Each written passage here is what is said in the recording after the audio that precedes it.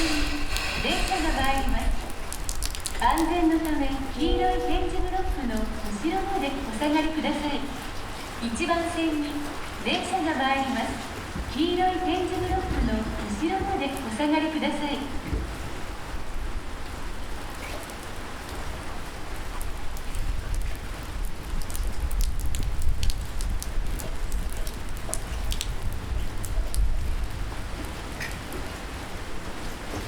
1番線ご注意ください。川井通北市の小川町行き到着です。1番線に小川町行き到着です。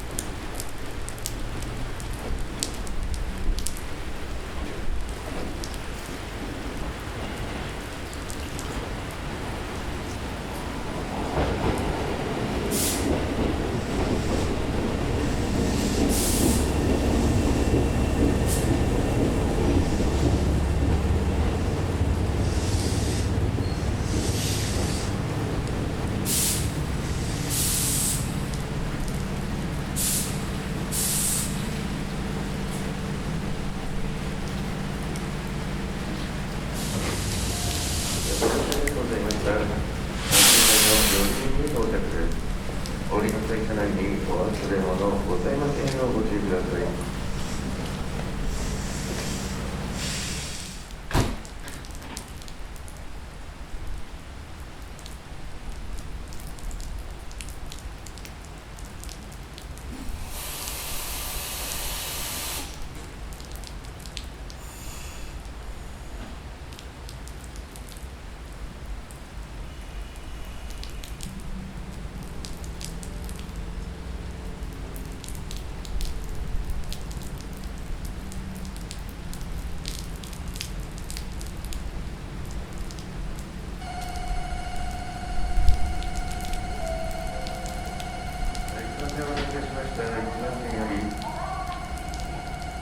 10時5分の小川町行き、まもなくなっていたします。ご利用のお客様、ご乗車となりましたお待ちください。1番線より小川町行き、まもなく発車いたします。